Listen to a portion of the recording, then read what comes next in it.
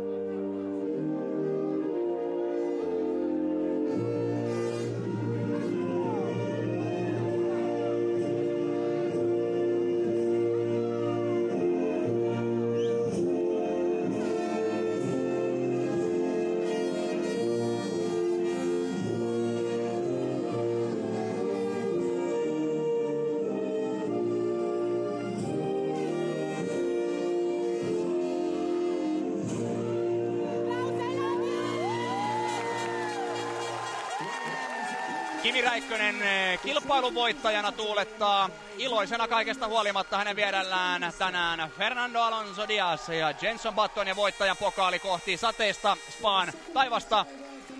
Se on siis kaiken kaikkiaan 10. voitto McLarenille Spaassa, mutta tämä herra Kimi Räikkösen vieressä, Oviedo Röllipeikko, Fernando Alonso 12 kerran palkintokorokkeella tällä kaudella, ja siinä on syy, minkä takia hän johtaa MM-sarjassa 25 pisteellä tällä hetkellä. En tiedä, näinkö eikin väärin, mutta Kimi otti siinä ilmeisesti vastaan myöskin valmistajien MM-sarjan palkinnon.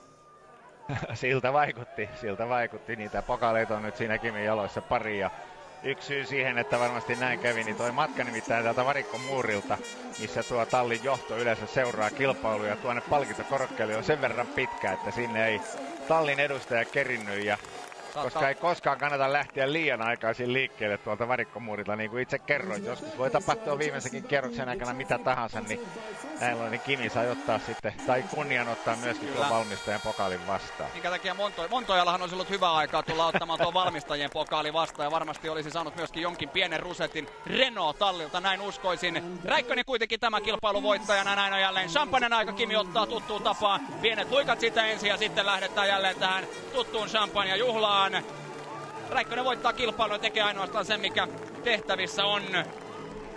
Jenson Button siis kolmantena miehenä palkintokorokkeella. Ne ovat myöskin Bar Hondan ensimmäiset pisteet ikinä Belgiassa. Kova saavutus tietysti sekin.